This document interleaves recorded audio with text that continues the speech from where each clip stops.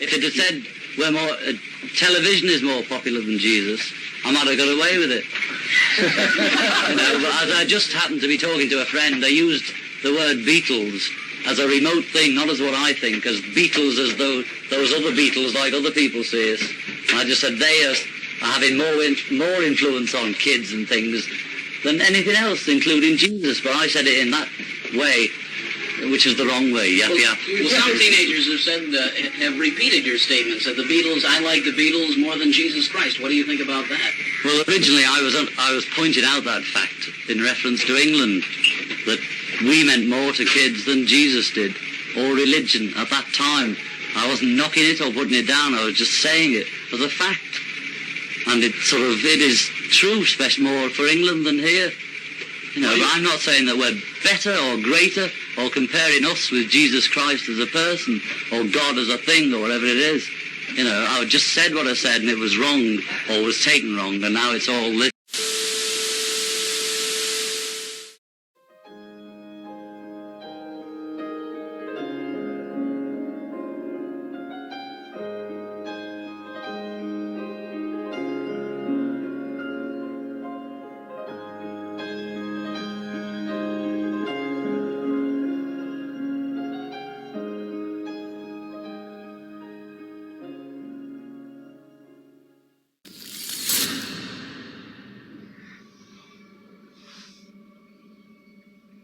Imagina un mundo sin guerras, sin odio, sin posesiones.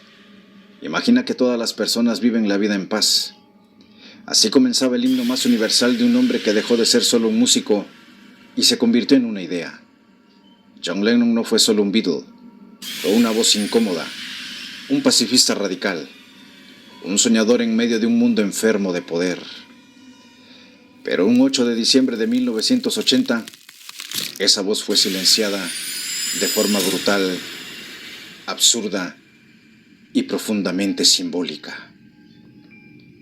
El hombre que cantó por la paz fue asesinado en la entrada del edificio Dakota por alguien que dijo haberlo amado.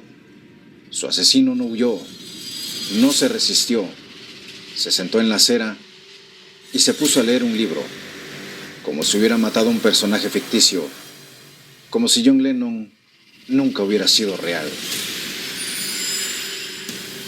¿Qué se necesita para matar a un ídolo? No a un político, no a un tirano, sino a alguien que cantaba por la paz. John Lennon no murió como los demás. Fue asesinado en un acto que parecía sacado de una novela. Su asesino pidió un autógrafo y horas después le disparó 5 veces por la espalda. Lo más perturbador no fue el crimen, fue la frialdad, el mensaje y lo que vino después. ¿Fue solo un fanático perturbado? ¿O había algo más detrás? Este no es solo el relato de un asesinato, es la autopsia de una mente loca y rota. Y quizás una mirada incómoda al lado más oscuro de la fama, el poder y la obsesión. Este es el relato psicológico, conspirativo y humano del asesinato que paralizó al mundo. Soy Anor Marín y hoy te presento la historia completa del asesinato de John Lennon. Una historia que va mucho más allá de un disparo. Una historia de símbolos, psicología y preguntas que todavía no tienen respuesta. Este es el relato psicológico conspirativo y humano del asesinato que paralizó al mundo. Este no es simplemente un video sobre John Lennon. Es un viaje a la mente del hombre que creyó que podía robarle la eternidad a una leyenda.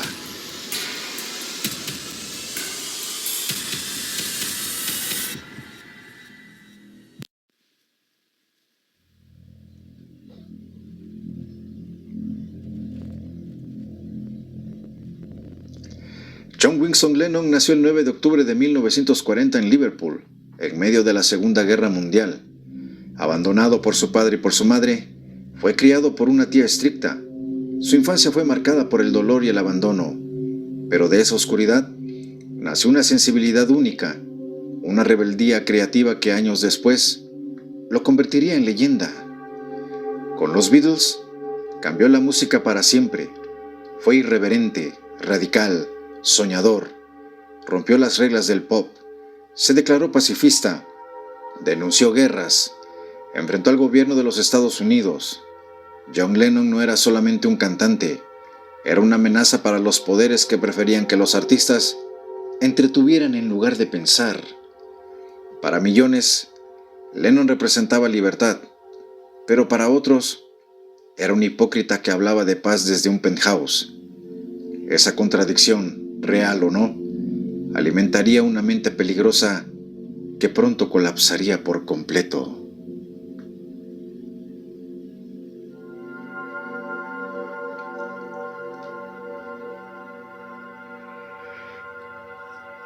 ...8 de diciembre de 1980... Nueva York. John Lennon y Yoko Ono salen de su apartamento en el edificio Dakota. Es un día más.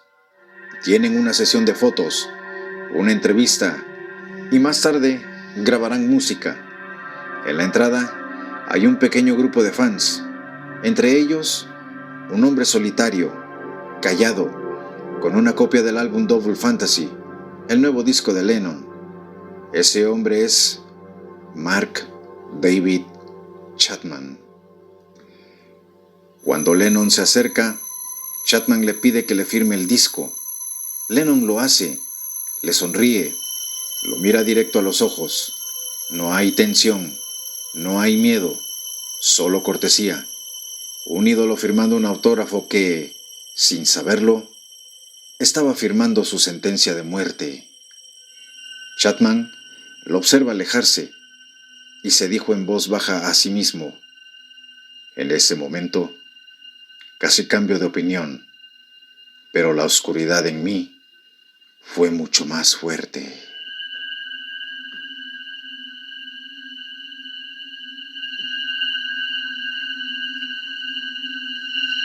¿Quién era este hombre? ¿Qué lo llevó a matar a alguien a quien, según sus palabras, admiraba? Mark David Chapman nació en 1955. Una infancia llena de violencia doméstica, un padre ausente y una madre controladora. Desde muy joven mostró signos de inestabilidad, aislamiento, depresión, crisis religiosas y una imaginación desbordada.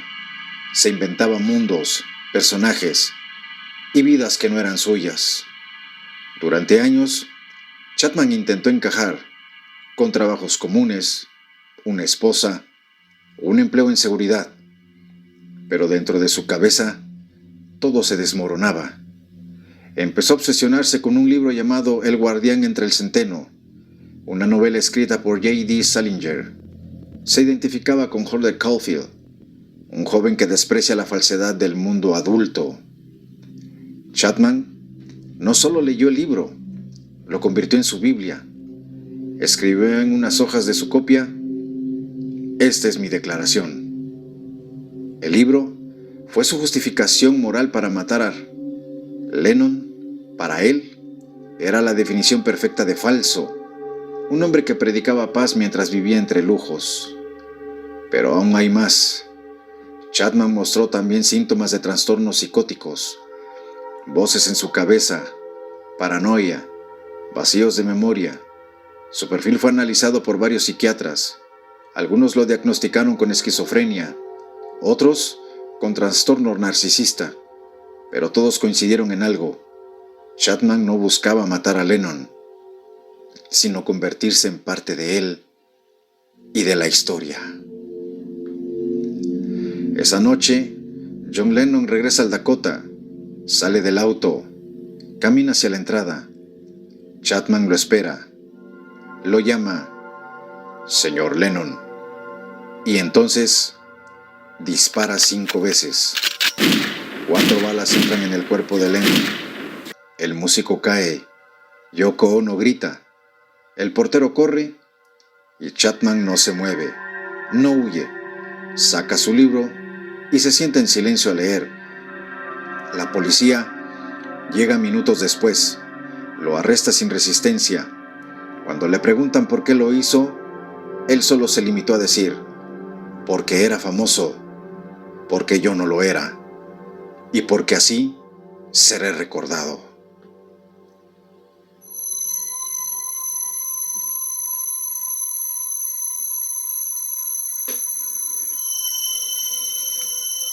Durante años han surgido dudas sobre el asesinato de Lennon.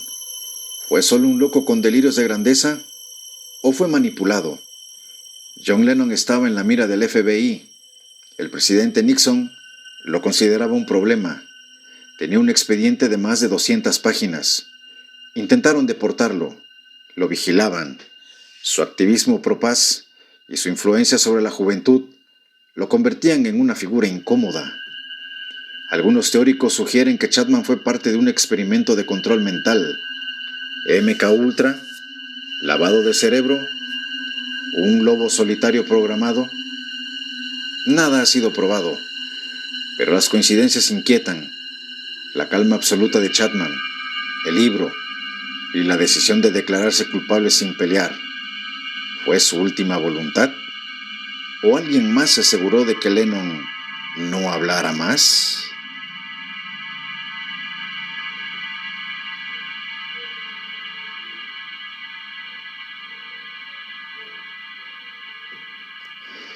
Mark David Chapman fue condenado a cadena perpetua. Ha pedido libertad condicional más de 10 veces. Todas fueron rechazadas. Yoko Ono ha luchado para mantenerlo encerrado, diciendo que su liberación pondría en peligro a su familia y a la memoria de Lennon. Inicialmente, Chapman fue diagnosticado con trastornos mentales, pero los médicos concluyeron que estaba mentalmente apto para ser juzgado.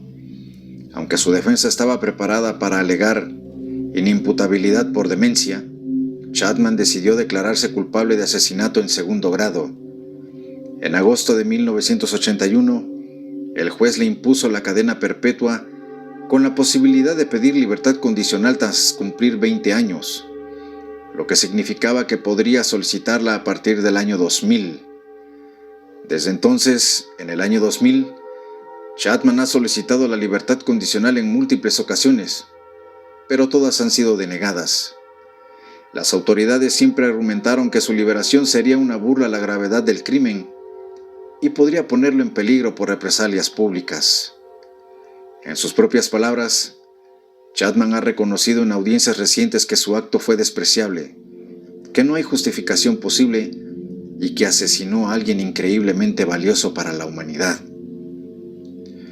Chapman aún sigue dando entrevistas desde prisión. En una de ellas, él dijo: "Si pudiera volver atrás, no lo haría, pero en ese momento sentí que debía hacerlo. Era él o yo, y yo quería ser alguien". El asesinato de Lennon conmocionó el mundo entero. Miles de personas se reunieron en vigilias espontáneas. Nueva York y Liverpool se llenaron de lágrimas, flores y canciones. El crimen marcó el final simbólico de la era del idealismo de los 60s, y muchos fanáticos nunca perdonaron a Chapman. Su nombre se convirtió en el símbolo del fanatismo destructivo, y su acto cambió para siempre la percepción de las celebridades respecto a su seguridad. Hoy, Chapman sigue encarcelado en la prisión de Green Haven, en Nueva York, donde pasa la mayor parte de su tiempo leyendo la Biblia y escribiendo cartas. Yoko Ono ha expresado que teme su liberación, no solo por su seguridad, sino porque considera que su salida reabriría una herida que jamás cicatrizó.